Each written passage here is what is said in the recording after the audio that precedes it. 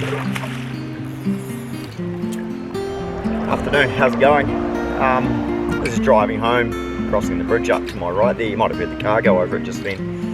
And I looked off the side there and I spotted a couple of rising trout, so I thought I'd come down and have a bit of a go at them. So I've successfully managed to land both of the trout I've found down here. I just thought I might run through the setup I'm using here today to attack these fish on the dry fly. So the rod I've got today is the Composite Developments ICT and a 6 weight, and so this is a lovely medium action rod that is very forgiving, and one that beginners and intermediate anglers would appreciate with that all the feel that it provides. Certainly something to help you get the timing when you're just learning to cast. Anyway, so I've coupled that up with the Rio Grande line here, so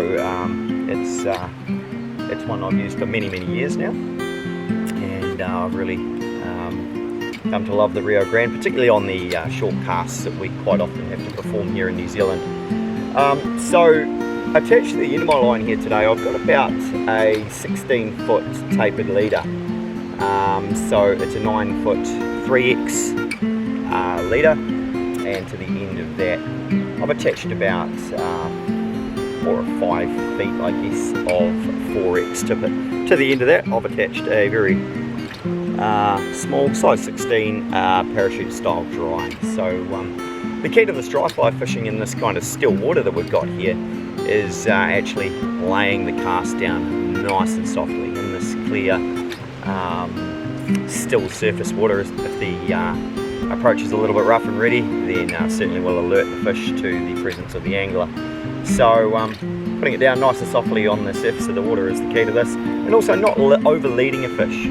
Often we encounter fishermen in the guiding particularly who want to throw the fly 10-15 feet above the fish. Well, in the dry fly game here, it's not absolutely necessary to do that. In fact, by doing that, you are offering every opportunity to the drift to encounter some drag. So presenting the fly no more than sort of 2 feet ahead of the nose of the rising trout is very preferable. So yeah, they're just a couple of top tips, and just a little bit about the setup I'm using today. So yeah, hopefully you guys are going to get out there over the summer and have a good Christmas, and yeah, get into a few fish. Love to see you here in Collingwood, so if you do, call in, see us here at the Fly Fisher's Wife on the main street of Collingwood.